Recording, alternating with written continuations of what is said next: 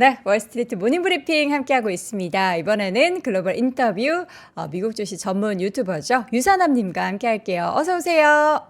네, 안녕하십니까. 네, 반갑습니다. 아니, 유선남님, 제가 하나 여쭤볼 게 있어가지고 혹시 앞서서 저희가 박 팀장님이랑 미국의 고용 얘기를 하면서 그 프리랜서, 그 파트타임 잡이 엄청나게 늘어나고 정규가 거의 마이너스로 떨어진 그런 데이터를 같이 봤어요. 근데 미국에 지금 현재 계시니까 주변 분들이랑 이렇게 보면은 정규보다 오히려 이제 파트타임 쪽이 훨씬 더 비율이 많은지가 궁금한데 현지는 어떻습니까? 실질적으로 이거를 사실 잘 알려주는 지표가 있거든요. 사실 네. 실업률이 U1 실업률에서 U6 실업률까지 나눠져서 보통 발표를 하는데요. 음. 여기에서 파트타임을 포함해서 파트타임을 실업자로 계산을 해서 계산하는 실업률이 있는데, 이걸 U6 실업률이라고 하는데, 이거를 보시게 되면 사실 상당히 저번에 10월 달부터 급박스럽게 올라오고 있거든요. 그렇다는 네. 건 일단 파트타임은 상당히 일자리가 늘어나고 있지만, 전체적으로 풀타임은 전체적으로 성장세가 줄어든다든지 아니면 음. 풀타임은 성장세가 더뎌졌다고 보는 게 맞는 지표가 있거든요. 네. 실질적으로 요거에 대해서 예전에 이제 3프로에서도 제가 한번 얘기를 한 적이 있는데 음. 저희 매니저 같은 경우도 사실 한 딱 12월쯤에 한번 잘리기도 했었고요. 최근 들어서 전체적인 풀타임이나 아니면 빅테크 쪽에서는 지속적인 감원 소식이 들려오기도 해서 사실 풀타임 쪽은 예전보다 일자리를 확실히 구하기는 좀 어려워졌다라고 얘기를 할 수 있는 반면에 파트타임 쪽은요, 전체적으로 여전히 좀 일자리가 부족한 추세가 좀 유지가 되고 있는 것 같습니다. 여전히 뭐 어디를 가더라도 지금 뭐 알바를 구한다든지 파트타임을 구한다라든지 공지는 사실 심심찮게 보이고 있어서요. 아마 딱 박 팀장님이 얘기하신 게 딱 포인트를 음. 집어주신 것 같습니다. 고용하는 그 고용주 자체가 풀타임보다는 파트타임 쪽을 많이 고용을 하고 있는 거군요. 그래서 전체적으로 음. 직종에 따라서 보시는 것도 좀 좋을 것 같은데요. 이제 네. 최근 들어서 직종의 변화를 보시게 되면은, 전체적으로 뭐 서버라든지 아니면은 전체적으로 좀 자잘한 일을 한다고 얘기를 하나, 이제 좀 더 전문적이지 않은 조금 더 전문적이지 인력이 필요하지 않은 일들이 필요한 일들이 전체적으로 사람이 부족한 경우가 많고 이런 것들을 이민자들이 최근에 채워주는 경우가 많아지면서 전체적으로 요런 쪽의 일자리와 요런 쪽의 노동력은 좀 많이 증가한 반면 아무래도 네. 전문적인 인력들은 사실 이번에 좀 이따가 제가 ISM 제조업 지수나 ISM 고용 음. 지표에 대해서 좀 얘기를 해볼 텐데 ISM 서비스업 제조업 지표를 보시면 양쪽 다 사실 고용 지표는 소폭 줄어들었습니다. 네. 전체적으로 풀타임으로 그쪽 제조업이나 서비스업에서 근무하시는 분들의 직장은 풀타임으로 계산을 해봤을 때 좀 줄었다라는 얘기거든요. 네, 네. 그래서 아마 그렇게 보시면 좋을 것 같습니다. 알겠습니다. 감사드리고요. 자, 일단은 이제 지난주에 말씀해 주셨던 포인트 부분부터 우리 내용부터 체크를 한번 쭉 해보고 시작을 해볼까요? 네, 일단 저번 주 키워드 같은 경우는요, 네 가지 키워드를 제가 간단하게 정리를 해드렸었는데요. 네. 일단 노동 지표들이 전체적으로 쏟아지는 한 주였고요. 음. 그리고 연준 위원들의 연설, 특히 카시카리 연준 총재의 발언이 굉장히 커다란 문제가 됐었고, 그리고 섹터별 제조업 서비스 관련된 지표, 그리고 마지막으로 유가 트러블까지가 제가 저번 주에 딱 짚어드린 주요 키워드였는데요. 네 가지 다 저번 주에 굉장히 커다란 영향성을 줬다라고 말씀드릴 수 있을 것 같습니다. 자, 일단 로레타 메스터 같은 경우는요. 세 번의 금리 인하를 전망하는 게 합리적이다라고 얘기를 하면서 전체적으로 비둘기적인 면모를 보였고 사실 메리 데일리 같은 경우도 경기 침체 가능성이 낮다. 올해 세 번의 금리 인하가 합리적인 기준선이다라고 얘기를 하면서 나쁘지 않게 사실 한 주를 시작했는데요. 파월 같은 경우도 저번 주 금요일과 사실 저저번 주 금요일이죠. 저저번 주 금요일과 전혀 발언이 달라지지 않으면서 저번 주에 발표된 연설에서도 최근 나온 뉴스가 뭐 최근 들어서 나왔던 노동 지표가 굉장히 높게 나왔음에도 불구하고 연준이 이미 예상하는 범위 내에 들어가고 있기 때문에 연준이 앞으로 가지고 있는 미래에 대한 예상을 전체적인 움직임에 대한 뷰를 바꾸지 않는다라고 얘기하면서 이날 주식시장은 사실 상승하기는 했습니다만 사실 마지막에 이제 카시카리 총재가 여기에다가 안 좋은 말을 하게 되면서 주식시장에 찬물을 끼얹었는데요. 음. 카시카리 총재가 2024년 기준으로 금리 인하를 안 할 것이다. 아마 올해 금리 인하가 없을 수도 있다라고 언급하면서 전체적으로 주식시장에 그날 많이 떨어지는 결과가 나오게 되는데요. 근데 문제는 사실 이날 딱 카시카리 총재뿐만이 아니라 사실 유가가 급등하는 날이기도 했습니다. 이날 유가가 급등했던 이유는 사실 바로 이란과 이스라엘의 분쟁 때문인데요. 사실 지금도 뉴스가 지속적으로 나올 정도로 아마 이번 주에는 중요 포인트가 되지 않을까 싶은데 이란의 영사관을 시리아에 있는 이란 영사관을 이스라엘이 공격하게 되면서 사실상의 국제법, 불가침으로 좀 지정이 되던 국제법을 위반하면서까지 공격을 하게 되면서 이란 쪽에서 여기에 대해서 보복을 하겠다라고 천명을 하게 되면서 유가가 전체적으로 급등을 하게 됐습니다. 이란 같은 경우는 사실 중동 국가에서 가장 커다란 상유국 중에 하나이기도 하고 사실 시아판을 대별하는 리더격 국가로 이제 표현이 되다 보니까 이스라엘과의 분쟁이 지속적으로 커다랗게 중동에 5차 중동 전쟁을 불러올 수 있다라는 얘기가 많이 나오게 되면서 유가 관련해서는 심심찮게 뱅크 오메리카 같은 경우는 95불까지 간다. JP 모건은 100불까지 간다라고 얘기를 하면서 전체적인 악재를 현재 불러오고 있다라고 생각하시면 좋을 것 같습니다. 네. 유가가 계속 올라가게 된다면 또 다음 달이 발표가 되는 그 물가 지표에도 상당한 영향을 미칠 것 같긴 해서 재작년이었나요? 작년이었나요? 명확하게 또 날짜도 기억이 안 나는데 그 중동 전쟁 그러니까 러시아와 또 우크라이나 전쟁 뭐 이런 내용들이 시장이 전해지면 항상 그 유가가 엄청나게 올랐고 그 때문에 인플레이션을 좀 촉발하지 않았습니까?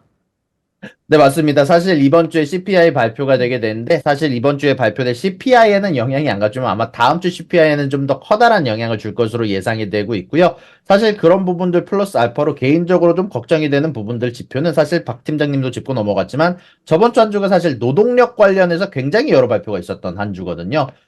근데 이 제조업 관련된 지표, 그리고 ADP에서 발표한 비농업 지수, BLS에서 발표한 비농업 지수, 실업률 관련된 지표도 사실 굉장히 미국은 현재 강하다라는 지표로 나왔습니다. 실질적으로 시장 쪽에서도 혹은 애널리스트 사이에서도 이번 미국 관련된 지표는 예상치 못할 만큼 굉장히 높은 지표가 나왔다라고 평가를 하기도 했었는데요. 일단 하나씩 하나씩 조금 짚고 넘어가 보도록 하겠습니다. 네. 일단 졸트 직장 창출 데이터 같은 경우는요, 전달과 거의 변동이 없었습니다. 사실상 모든 섹터에서 거의 변동이 없었다라고 얘기가 나오게 되면서 전달과 똑같이 현재 직장 하나당 0.7명의 실업자가 있는 것으로 발표가 되기도 했고요. 현재 거기에 비해서 ADP 비농업 고용 지수가 사실 급등을 했습니다. 예상치가 14만이었던 반면에 실제 수치는 18만 4천 수치가 나오게 되게 되면서 사적 고용주들이 18만 4천 개 일자리를 추가를 했는데 이게 좀 중요한 게 여기에서 수석 경제학자가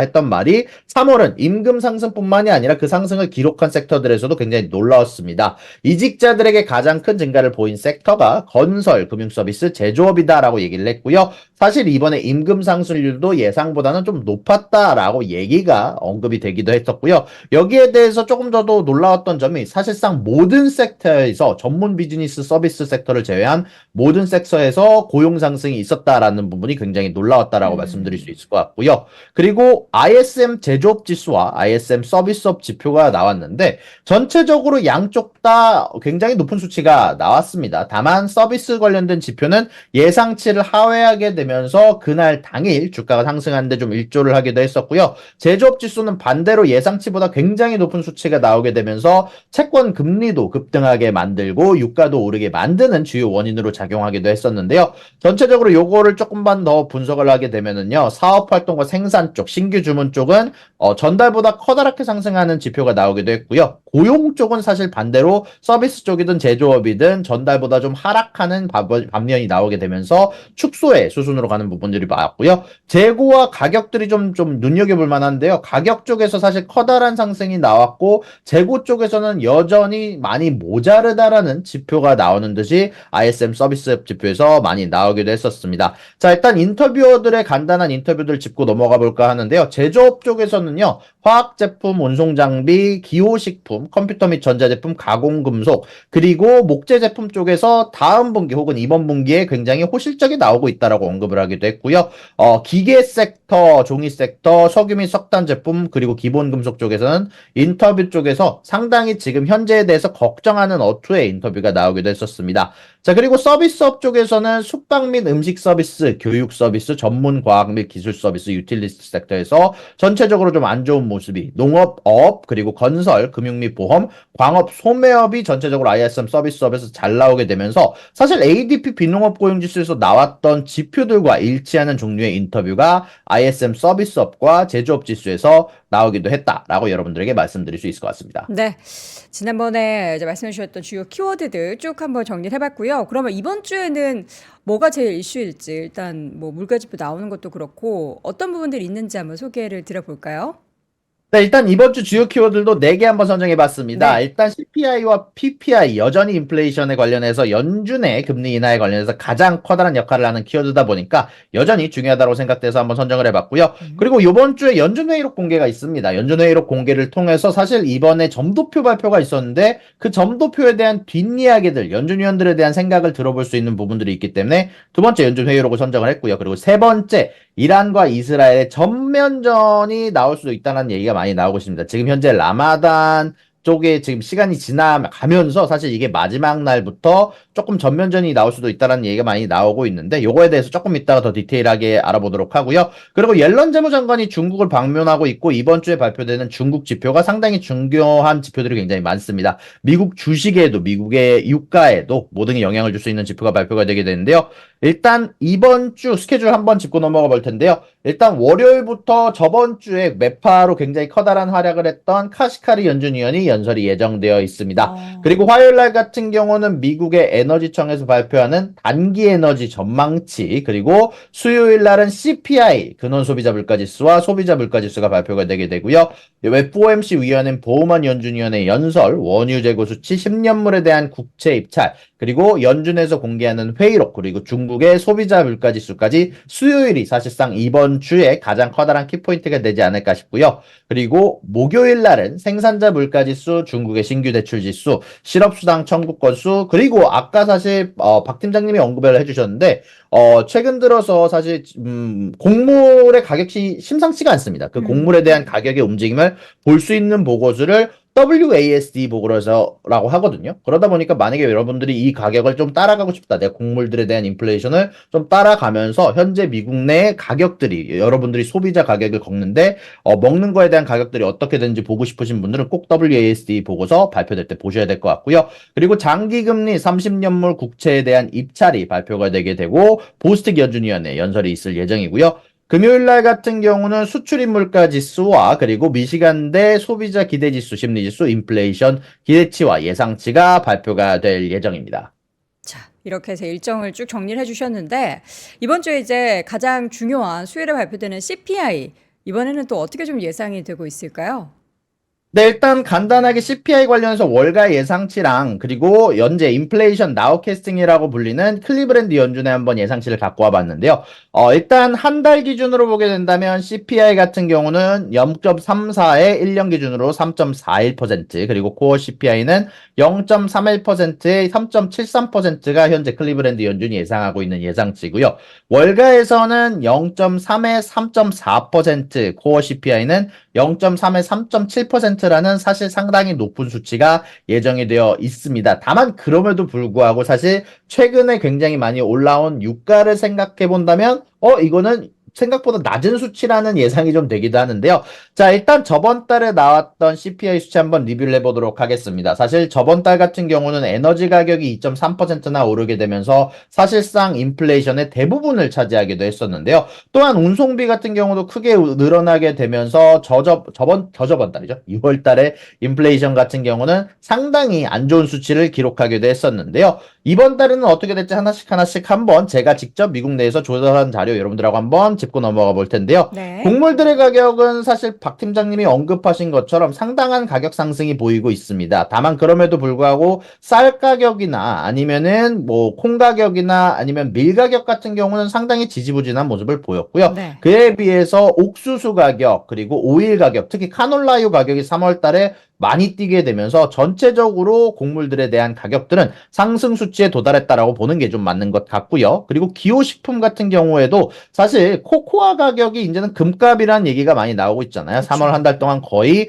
40%, 50% 가까이 가격이 상승하는 모습을 보이기도 했었습니다. 그러다 보니까 이 코코아 가격을 포함해서 설탕 가격, 커피 가격도 사실 3월 막판에 올라오기 시작하면서 4월 한 달 동안 아주 크게 올랐거든요. 물론 4월 상승분은 반영이 되지 않지만 전체적인 기호식품들에 대한 가격도 여러모로 상승한다라고 보시는 게 좋은 것 같고요. 그럼에도 불구하고 전체적인 음식들에 대한 가격 같은 경우는 제가 직접 소비자 가격들을 추적하는 웹사이트가 있거든요. 근데 네. 여기를 통해서 제가 한번 추적을 해봤는데 음. 계란 가격도 많이 내려왔고요. 치즈 가격, 그로서리 가격, 아니면은 뭐 알코올 가격이라든지 냉동식품들에 대한 가격이 전체적으로 소비자 가격 기준으로는 좀 내려왔다라는 결과가 좀 있었습니다. 그러다 보니까 이런 부분들을 좀 전체적으로 통틀어 봤을 때 음식 가격에서는 커다란 상승이 안 나올 것 같다는 생각이 좀 들고요. 네. 그리고 에너지 가격에서는 사실 다들 아시다시피 3월 한 달 동안 어마어마한 가격 상승이 있었습니다. 3월 4일 기준으로 갤런당 3불 46전을 했던 오일 가솔린 가격이 4월 1일 기준으로 3불 63전까지 오르게 되는 결과가 있기도 했거든요. 사실 선물 가격 기준으로도 어마어마한 가격 상승이 있었고 이런 부분들 때문에 에너지 가격은 아마 좀 크게 상승할 것 같은데 다행히 난방유 같은 경우는 날씨가 좀 따뜻해지게 되면서 조금 소폭 하락했다라는 결과가 있었고 에너지 가격 기준 중 전기 가격 기준으로는 뉴저지 기준으로는 사실 3월 막판에 갑작스럽게 유가 상승으로 인해서 크게 전기 가격이 오르기는 했지만 반대로 천연가스 가격들은 선물 가격 기준으로는 올랐는데 소비자 가격 기준으로는 거의 모든 주에서 하락했다라는 발표가 있기도 했습니다. 다만 그럼에도 불구하고 역시 가솔린과 전기가 이 에너지에 좀 더 많은 비율을 차지하고 있거든요. 난방유와 천연가스 가격이 하락했다라고 하더라도 전체적인 에너지 가격이 상승하는 건 아마 막지 못할 것 같다라는 생각이 좀 들고요. 그리고 중고차 관련해서는 좀 재미난 결과가 나왔는데요. 사실 볼티모어 브릿지가 무너지게 되면서 중고차 가격이 사실 막판에 좀 튀었습니다. 3월 26일 기준으로 이 볼티모어 항구가 사실 전 미국에서 가장 많은 차를 수입하는 항구 중 하나거든요. 이제 그러다 보니까 이 볼티모어 항구가 폐쇄되게 되면서 전체적인 자동차가 들어오는 공급의 속도가 느려졌다라는 평가가 있었고 그 소식이 들리자마자 중고차 가격들과 신차 가격들이 막판에 튀기는 했습니다만 다만 맨하임 인덱스 기준으로 봤을 때 사실 전체적으로 한 달 기준으로 계절성을 부여를 했을 때 0.4%가량 전달보다 하락했다라는 결과가 발표되기도 했습니다. 다만 중고차가 거래가 되는 카구루스 기준으로는 전체적으로 0.68% 상승했다라는 결과가 있는데 여러 애널리스트들의 글들을 읽어봤을 때 애널리스트들 같은 경우는 볼티모어 항구가 분명히 자동차 가격에 크게 영향을 주긴 했지만 막판 5일의 일이다라고 생각을 하게 되면서 사실 이번에 전체적으로 중고차 가격과 신차 가격은 떨어질 거다라는 예상이 굉장히 많더라고요. 그러다 보니까 이런 부분들 관련해서 중고차 가격 사실 적당하게 중립이나 하락에 가까운 모습이 좀 나오지 않을까 싶기도 하고요. 그리고 제조업 기준으로 한번 여러 가지 지표들을 찾아봤는데 사실 제조업 기준에서 운송 장비와 가공된 금속 제품 그리고 1차 금속을 빼고는 사실상 거의 대부분의 제품에서 가격의 상승이 나오기도 했습니다. 그에 따라서 전체적인 굿즈 가격들은 신차나 중고차 가격의 하락을 포함을 하더라도 굿즈 가격은 중립이 가까운 지표가 나오지 않을까라고 생각이 좀 들고요. 그리고 주거비는 사실 딱 팀장님이 얘기하신 것처럼 렌트비가 상승하고 있습니다.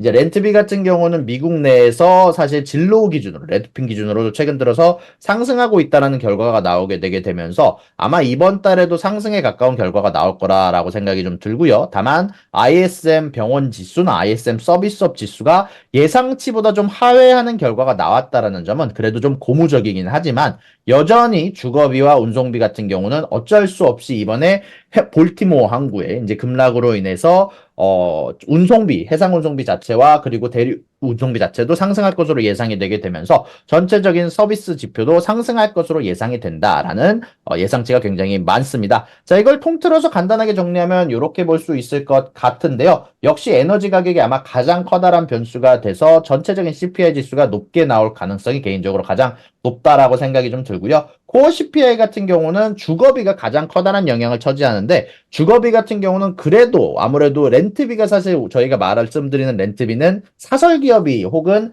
직접적으로 거래되는 렌트비거든요. 이 직접적으로 거래되는 렌트비 기준으로는 아마 오르겠지만 이 OER이라는 조사 방식이 슬슬 이제 플래토라고 해서 조금 더 이제 고점에서 찍고 내려올 때가 됐다는 생각이 좀 들어서 전체적인 주거비 같은 경우는 전달과 커다랗게 변화된 수치를 보이지 않을 것으로 예상이 되면서 개인적으로 코어 CPI 같은 경우는 예상치와 일치하거나 소폭 하회하는 수치로 나오지 않을까라고 개인적인 생각까지 한번 포함해서 정리해 드릴 수 있을 것 같습니다. 네.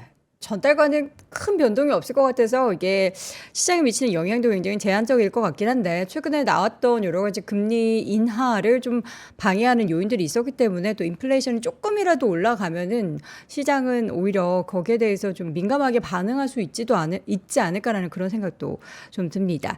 자, 이 가운데 이제 연준의 FOMC 회의로 그 공개가 된 부분도 함께 좀 체크를 해볼 텐데요. 어떤 부분이 주요한 내용이었을까요?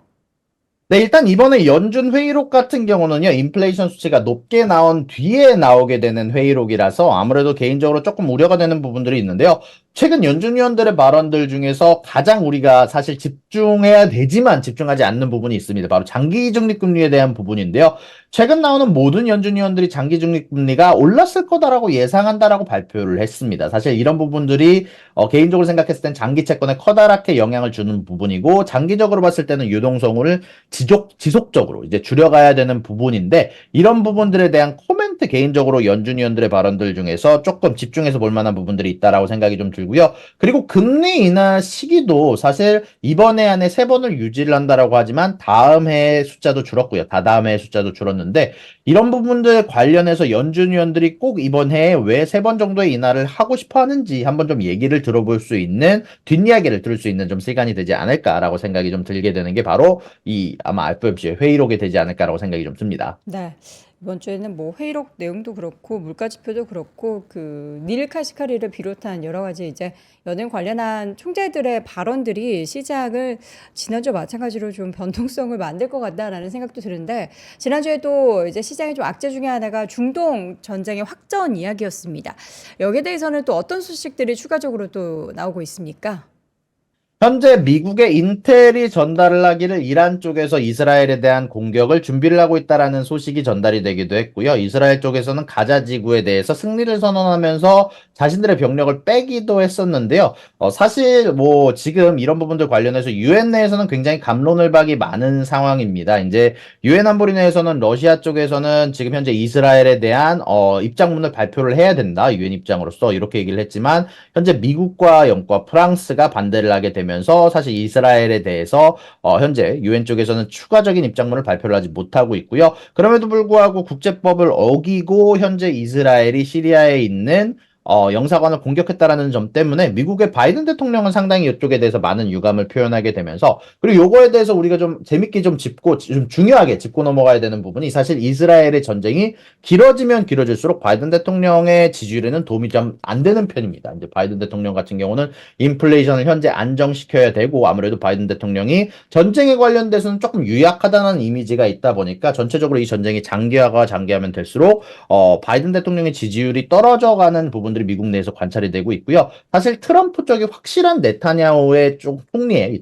이스라엘 총리의 조금 더 우군이다라는 평가가 좀 있다 보니까 아무래도 이런 부분들이 아마 정치적으로 앞으로 가면서 좀 더 신경 써야 되는 부분들이 이야기가 나올 것 같고요. 그리고 이란 같은 경우는 이스라엘에 대한 공격을 천명을 하면서도 미국은 빠져라라고 얘기를 했는데 문제는 미국 내에서 이스라엘은 포기할 수 없는 구역입니다. 그러다 보니까 사실 이 두 국가가 전면전으로 가는 것은 좀 일어나지 않았으면 개인적으로 하는 뭐 바람도 있고요. 아무래도 양쪽 다 이란 같은 경우는 핵을 보유할 것으로 추측이 되고 이스라엘 같은 경우는 핵을 보유한 국가다 보니까 개인적으로는 조금 빠르게 안정이 됐으면 하는데 문제는 이런 현재 중동에 관련된 분쟁 자체가 지속적으로 늘어감에 따라서 유가의 상승은 전체적으로 막을 수 없다라는 생각이 개인적으로 들고요. 개인적으로 생각했을 때는 90달러 이상의 유가를 볼 수 있을 것 같다라는 생각도 전체적으로 들고 있고요. 그리고 EIA 기준으로 좀 재미난 발표가 있었는데 현재 미국 내에서 생산하고 있는 오일의 생산량 자체가 전체적으로 탑업 전체적으로 좀 맥스를 찍었다라는 예상이 굉장히 많으면서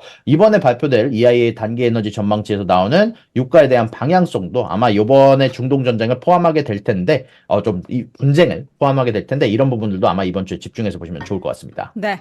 이어서 지난주에 옐런 재무장관이 중국을 방중을 했습니다. 이제 뭐 여러 가지 지금 날이 서 있는 상태에서 옐런 장관이 방중을 해서 과연 어떤 이야기를 할지가 궁금한데 중국에 지금 계속해서 쏟아지고 있는 여러 가지 공급망을 오히려 더 이걸 풍성하게 만든다고 하면 너무 긍정적인 것 같고 좀 과하게 만드는 이러한 부분에 대한 좀 지적이 있었죠.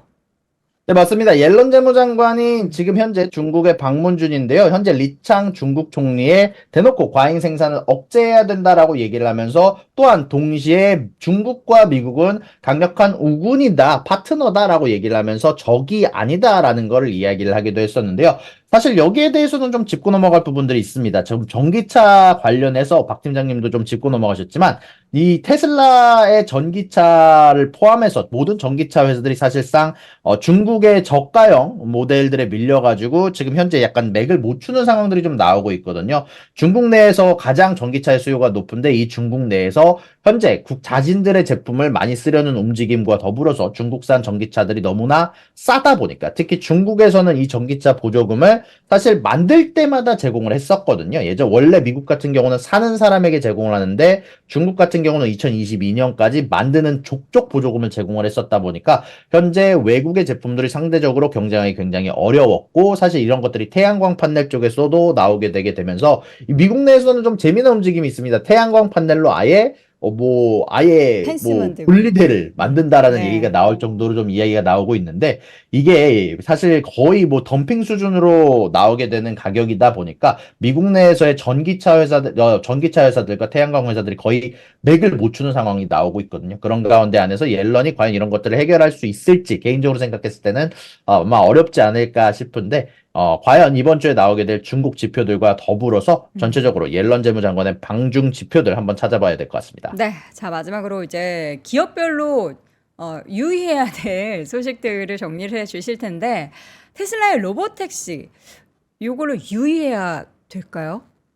전체적으로 사실 이게 저번 주 금요일 날 장 마감 이후에 나온 소식이다 보니까 아마 오늘 정확히 말하면 이제 장 시작하고 나서 테슬라가 장 오프닝을 했을 때 개인적으로 반응들을 좀 유의해서 봐야 됐다 좀 싶어서 좀 갖고 온 소식이고요. 네. 박 팀장님이 이미 너무 디테일하게 잘 정리를 해줘서 추가적인 소식을 짚고 넘어가지는 않겠지만 여러모로 약간 조금 스캡티컬 약간 좀 이거 진짜 로보택시 레벨 5가 될까? 사실 최근 들어서 GM의 크루즈라든지 아니면 전체적으로 자율주행을 목표로 하는 택시 회사들이 좀 잘 안 가는 모습들이 있었는데 과연 이 테슬라의 로보택시가 여기에 반전을 가지고 올 수 있을까가 약간 조금 사람들 사이에서 좀 주의 깊게 보고 있는 부분이다라고 말씀드릴 수 있을 것 같고요. 그리고 TSMC 같은 경우는 지진 피해 복구가 약간 지지부진하다라는 얘기가 좀 많이 나오고 있습니다. 전체적으로 80% 90%가량 복구했다라는 소식이 있었음에도 불구하고 전체적인 라인이 아직까지 완전히 복구가 되지 않았다라는 얘기가 나오고 있는데 이런 부분들이 반도체주들의 그리고 전체적으로 삼성 쪽에도 아마 커다란 영향을 주지 않을까 싶은데 현재 나오는 소식 기준으로는 8나노 이하에 해당하는 반도체 생산 공정들이 상당히 복구가 좀 느려진다라는 평가가 좀 있거든요. 네. 좀 지진에 좀 취약했던 장비들이다라는 얘기가 좀 있어서 이런 부분들 관련해서 자동차 관련된 반도체나 아니면은 고성능 메모리 쪽 반도체 쪽에서 좀 더 수혜를 보거나 아니면 전체적으로 좀 악재를 보거나 아마 이런 부분들이 좀 있을 것 같고요. 그리고 대마주가 사실 이번 주랑 저번 주까지 저저번 주랑 굉장히 커다란 움직임을 보였습니다.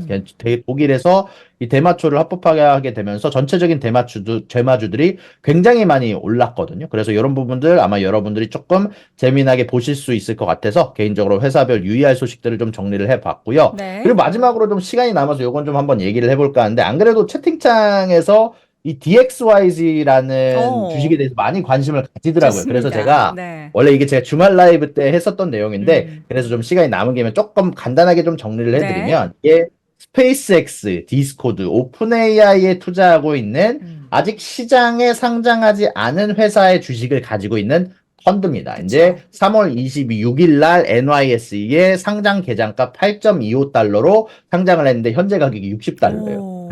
어마어마하게 상승했습니다. 엄청 근데 오르네요. 맞습니다. 근데 이게 폐쇄형 펀드입니다. 폐쇄형 폐쇄형? 펀드고 가지고 있는 자산이 5천만 달러밖에 안 돼요. 어. 그리고 약 1,90만 주가 있으니까 순자산 가치는 사실 주당 4.6달러 정도밖에 안 되거든요. 계산가에도 미치지 못하네요. 네, 맞습니다. 네. 그리고 연간 관리 수수료가 2.5%, 법률 감사 전문가 비용도 2.5%로 추가로 발생하는 펀드가 될 예정이고요. 물론 여기 안에서는 많은 분들이 투자하고 싶은 스페이스X에 대한 주식이 뭐 1,500만 달러를 가지고 있고 에픽게임즈도 300만 달러어치, 디스코스도 30만 달러어치, 오픈AI도 80만 달러어치를 갖고 있지만 여러분들이 이 주식들이 나중에 상장을 할 때 거의 뭐 한 10배 가까이 뛰어야 되죠. 10배 가까이 뛴다라고 생각하시지 않으면 지금의 주가가 조금 정당화되기는 좀 어려울 수 있다라고 생각이 좀 들거든요. 물론 여기에 있는 스페이스X 같은 경우 뭐 아니면 많은 분들이 가장 관심을 가지고 있는 기업이고 10배 이상 뛸 수도 있다라고 생각하는 주식이긴 하지만 네. 이미 이런 부분들이 여러모로 선반영되어 있다라는 점은 여러분들이 조금 감안을 하시고 투자를 하셔야 될 것 같습니다. 네, 또 실시간으로 DXYZ에 대한 이야기를 보셔가지고 바로 또 피드백을 주셨습니다. 감사드리고요. 오늘도 글로벌 인터뷰의 시간 멀리 뉴저지에 계시는 유튜버 유선남님과 함께했습니다. 고맙습니다. 수고하셨습니다. 자, 이렇게 해서 월요일 월스트리트 모닝 브리핑 함께 하셨습니다. 이번 주는 이제 수요일이 선거가 있는 날이라 하루는 쉬는데 그 수요일에 정말 주요한 내용들이 또 많이 전달이 되기 때문에 목요일 또 국내 증시에 영향을 미치지 않을까 싶은데요. 이번 주에도 또 4분기 실적 발표 시즌 끝났나 싶었는데 다시금 1분기 실적 발표 시즌이 시작됩니다. 실적 내용도 꼼꼼하게 저희가 챙겨드릴 테니까요. 늘 함께 해주시기 바랍니다. 내일도 오전 6시에 저희는 돌아오겠습니다. 여러분 오늘도 고맙습니다. 장 시작 전부터 종료까지 쏟아지는 수많은 뉴스와 정보들. 이 중에서 어떤 것이 투자에 정말 도움이 되는 정보일까요? 3프로의 증시 셔터맨 박근영 마스터가 직접 정보를 선별하고 투자의 힌트를 드립니다. 시간도 아끼고 투자 아이디어도 얻는 시간, 박근영 부장의 마켓 힌트와 함께 하세요. 자세한 사항은 3프로 TV 앱과 홈페이지를 확인하세요.